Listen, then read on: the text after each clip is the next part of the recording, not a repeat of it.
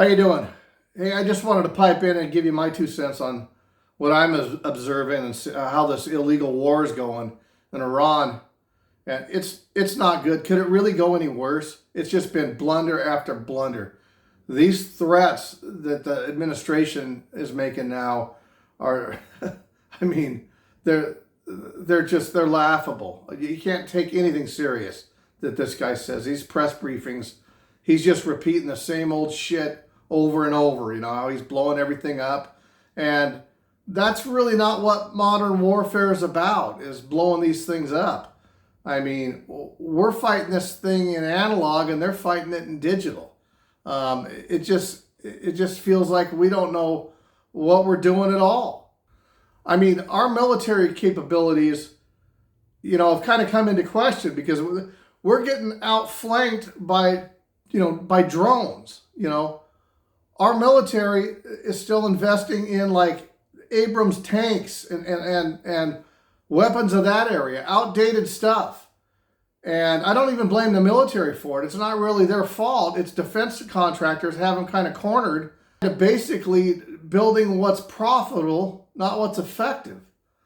So they're kind of given whatever the defense contractors can make the most profit on, But tanks really haven't been an effective weapon of war for us since the early 90s, right?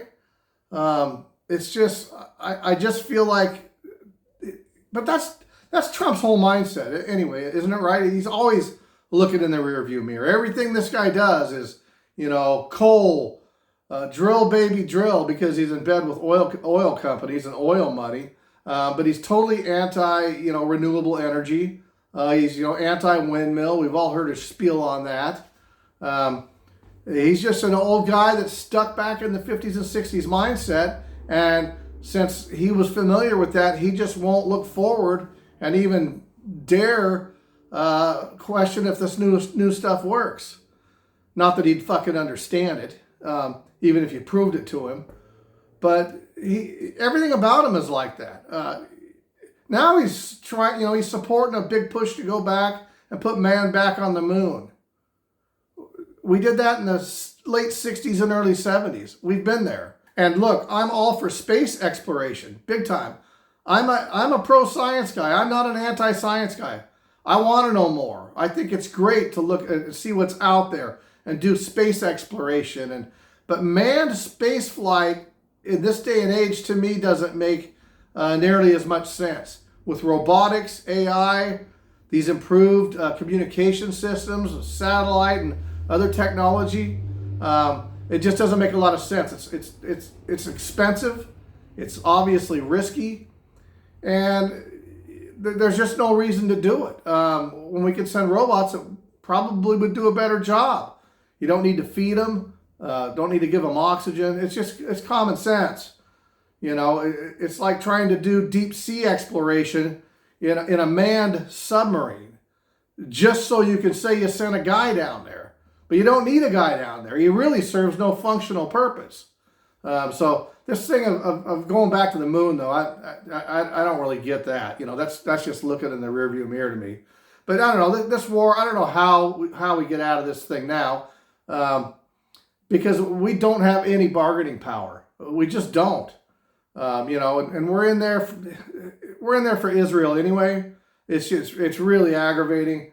And, these negotiations they just try to have, first of all, you got to send some qualified people over there to do that. He sent Steve Witkoff and Jared Kushner and J.D. Vance, Witkoff and Kushner, I think, were already over there, and they don't know what they're doing. This isn't their wheelhouse, right? I mean, it'd be like me trying to sell my house, and instead of hiring a realtor to represent me in negotiations, it'd be like hiring the kid that mows my yard and sending him, and then wondering why the fuck it didn't go through. It makes no sense to me. You need skilled people of expertise in all kinds of areas to handle these kind of high level negotiations. And Iran, they can pretty much make the demands at this point. So the only way I can see us leaving is to put our tail between our legs, just pull everything out, and just admit an ultimate surrender, which is kind of gone on in terms of admitting surrender because nothing's working, contrary to what Trump will say on television. But that's the only way I can see us getting out. And then most of the rest of the world's going to hate us even more because then the fucking strait now, which was open before, now has a toll on it, which is going to have a negative impact on the rest of the world and the world economy, as if there's not enough problems. So it's just going to give the rest of the world another reason to hate America, as if there's not enough. So anyway, that's about it for now. It's all kind of grim looking, right? But it is what it is. I don't see any way of sugarcoating this shit. But we'll see how it goes. I mean, now he's trying to do this blockade. That isn't going to work.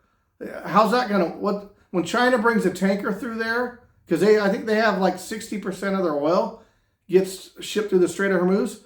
What happens? Are we going to open fire on them? How's that going to work out for us? You think they're just going to stand by and take it? It's just more world chaos. But anyway, I'll leave it there for now. Stay safe out there. It's crazy. Give me a like or subscribe. Let me know what you think. I'll talk to you down the line.